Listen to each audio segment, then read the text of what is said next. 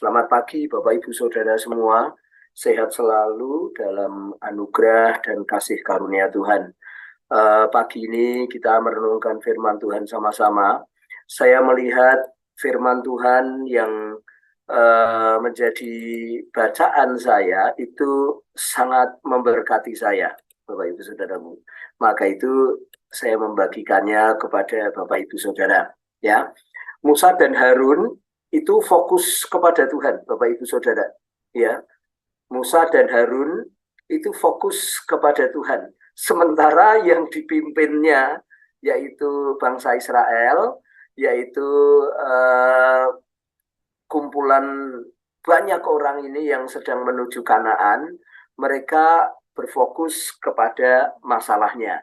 Ya, jadi ini hal yang wajar terjadi ya kalau kita seorang pemimpin maka fokusnya adalah jalan keluar ya. Tetapi kalau anak buah mengkritik pemimpin, banyaknya begitu ya, maka saya bilang itu wajar. Jadi kalau pemimpin dikritik ya, dinilai gitu ya. Di sini beberapa kali saya baca di bilangan 20, bilangan di kitab-kitab itu sementara mereka perjalanan ke tanah Kanaan, mereka selalu mengkritik, kamu Musa, kamu tuh piye toh bawa kami ke padang gurun seperti ini, tidak ada makanan, tidak ada minuman, lebih baik kami ini di Mesir, gitu, lebih baik kami ini di masa lalu kami, gitu, di sana bawang murah, daging murah, gitu. Nah, mereka selalu mengingat masa lalunya, ya, dan yang dikritik adalah pemimpinnya, gitu. Nah, tetapi Bapak Ibu Saudara, saya menemukan di sini hal yang luar biasa, ya.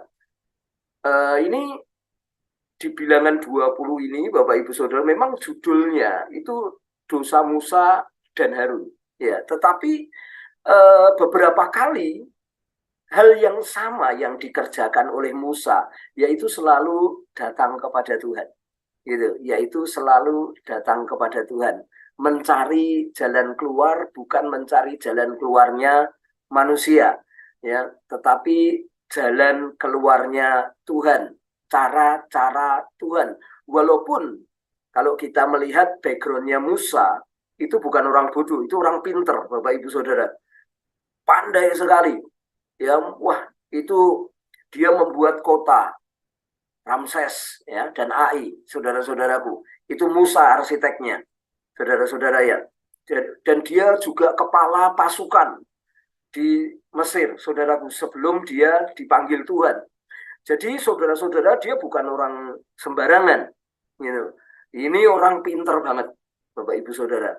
Tetapi ketika dia menghadapi kritik, ketika dia menghadapi bangsa Israel, dia tidak mengandalkan kepandaiannya, ya. Alkitab dengan jelas ini bilangan 20 ayat 6 mengatakan, maka pergilah Musa dan Harun dari umat itu ke pintu kemah pertemuan, lalu sujud, kemudian tampaklah kemuliaan Tuhan kepada mereka. Bapak Ibu Saudaraku, beberapa kali karakter ini bisa kita jumpai kalau kita membaca kisah Musa memimpin bangsa Israel. Dia selalu datang kepada Tuhan. Dia selalu pergi kepada Tuhan. Saudara-saudaraku, bahkan Tuhan beberapa waktu yang lalu saya menyampaikan kepada Anda itu ya, Tuhan membela Musa. Alasannya karena Musa lembut hati, Musa berbicara dengan beliau ini, dengan Tuhan ini tatap muka gitu ya, saudara-saudara. Nah, ini dari sini Bapak Ibu Saudara ya, kita bisa melihat nilai-nilai. Dari ayat ini kita bisa melihat nilai-nilai. Ya, baik Anda mungkin sebagai pribadi menghadapi masalah di kantor, menghadapi masalah di keluarga, menghadapi masalah di kampus, di sekolah, menghadapi masalah pelayanan. Bapak Ibu Saudaraku, Musa punya satu kebiasaan yang perlu kita contoh, ya, yaitu fokus kepada Tuhan. Sementara banyak orang, saudaraku, yang dihadapi oleh Musa ini fokusnya kepada masalah, ya, Bapak Ibu Saudara ya. Jadi kita lihat, ya, Ini saudara-saudaraku, ya. Musa dan Harun pergi dari mana? Pertengkaran, saudaraku. Dia di situ bertengkar dengan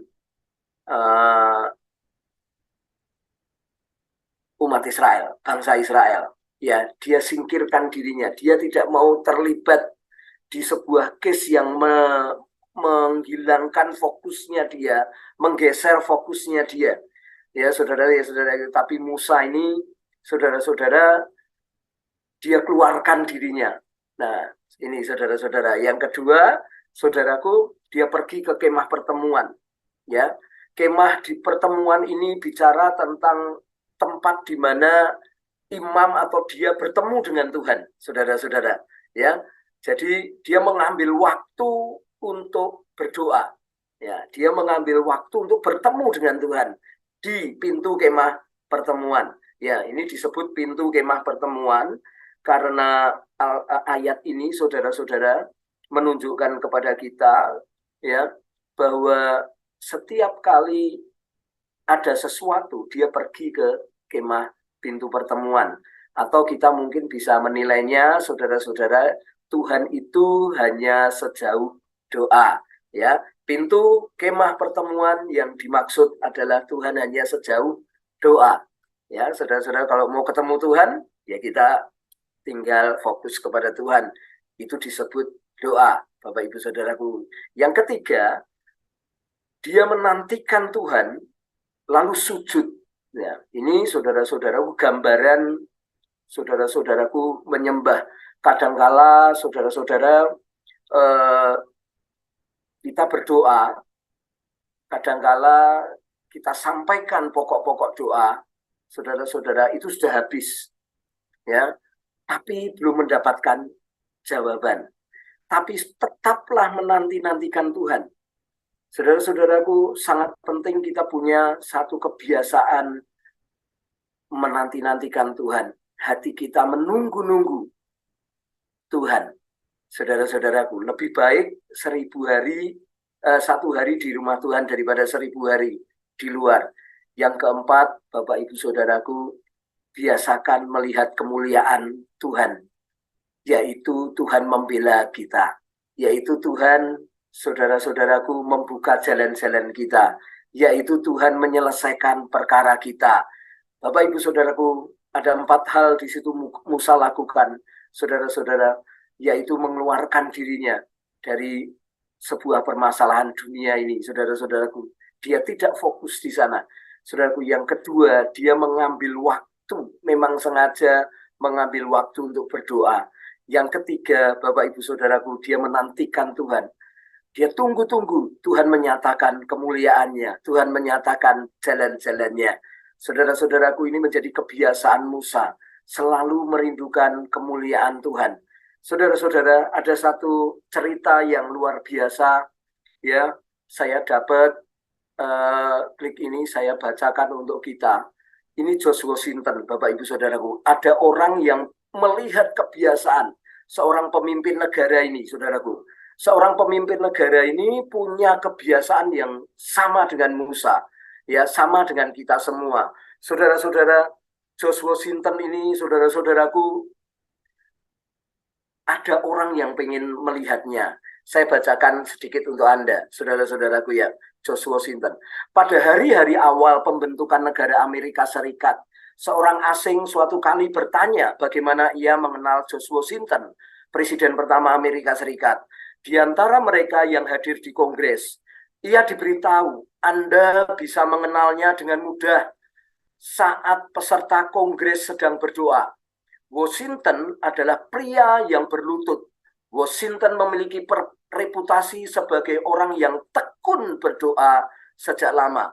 Dalam setiap kesibukan dan aktivitasnya, ia selalu menyempatkan diri untuk berdoa. Di Valley Forge, saudaraku, kamp militer Amerika Serikat, ia sering didapati sedang berdoa dengan posisi berlutut. Suatu hari seorang petani yang sedang mendekati kamp militer mendengar suatu suara yang sungguh-sungguh.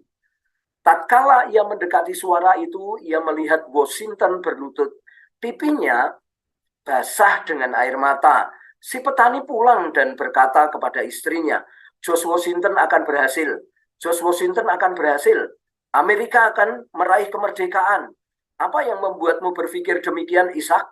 Tanya istrinya. Si petani menjawab, aku mendengar berdoa Hana di hutan sama hari ini.